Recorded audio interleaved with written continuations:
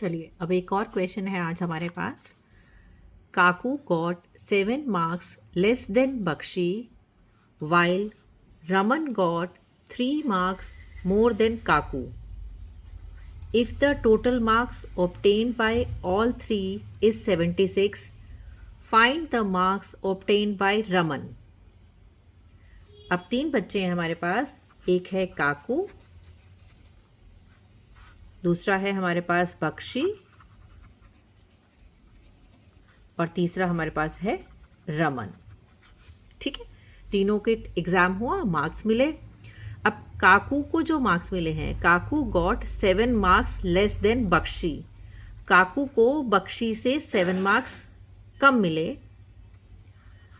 While जबकि Raman got 3 marks more than Kaku. Raman को काकू से 3 मार्क्स ज़्यादा मिले।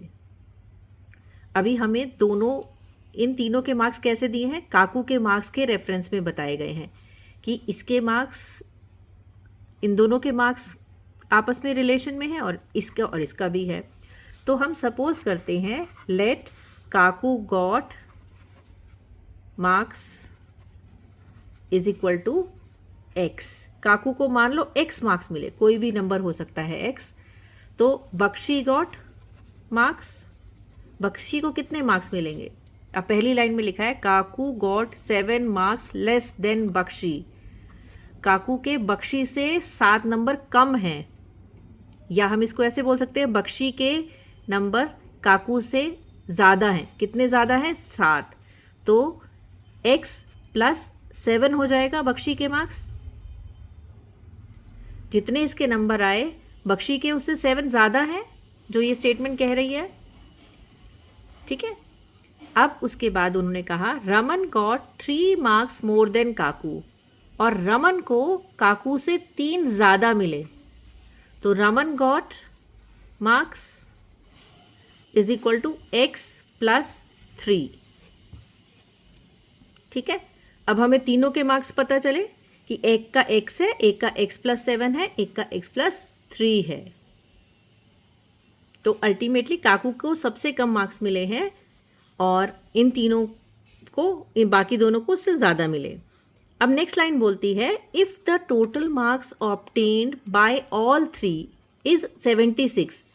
अगर इन तीनों के मार्क्स को टोटल कर दिया जाए, टोटल मतलब टोटल करना जब भी होते हैं क्या करते हैं? ऐड। तो 76 आता है। तो हम लिखते हैं अकॉर्डिंग टू क्वेश्चन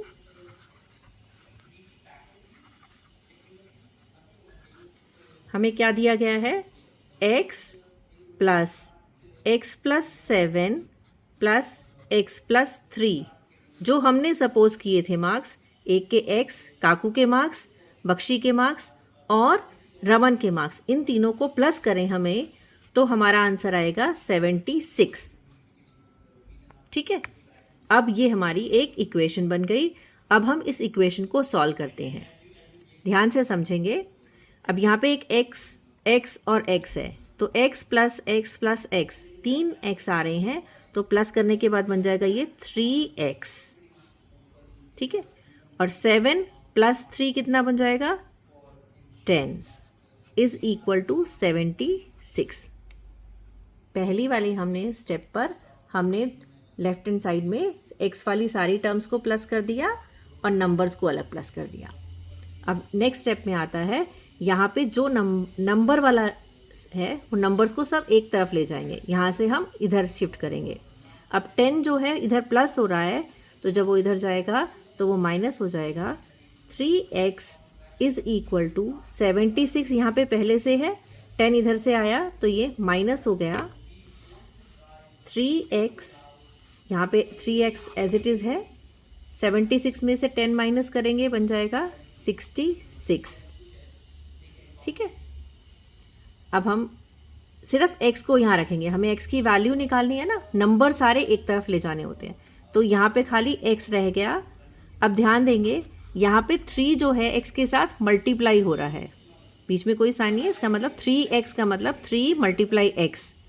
अब 3 अगर इधर मल्टीप्लाई हो रहा है, तो जब हम इस इज इक्वल टू के दूसरी साइड ले जाएंगे इसको, तो ये डिवाइड होगा वहाँ पे। यानी कि 66 डिवाइड 3, जो भी नंबर यहाँ था उसको डिवाइड कर देंगे 3 से। अब 66 को 3 से डिवाइड करेंगे तो क्या आ जाएगा 22। आप इसे करके भी देख सकते हैं जिन बच्चों को मुश्किल है, वैसे ओरल हो जाता है ये। 3 से डिवाइड करना है हमें। 3 2 जा 6, फिर 6 उतारा, 3 2 जा 6। ठीक है, तो हमारा आंसर आ गया 22। अब x इज इक्वल टू क्या हो गया 22। x हमारा क्या था, x हमारा था काकू के मार्क्स। तो हमें निकालने किसके हैं, हमसे पूछा है find the marks obtained by Raman. तो रमन के मार्क्स कितने थे x प्लस 3, तो रमन के मार्क्स कितने हो जाएंगे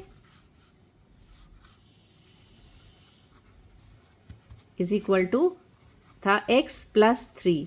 हमारा x किसके बराबर आ गया 22, प्लस 3 करेंगे तो क्या हो जाएगा 25, यानी कि 25 मार्क्स मिले हैं रमन को। समझ आ गया ये क्वेश्चन? ध्यान से इसको देख लीजिए एक बार और अच्छे से कीजिए। Thank you.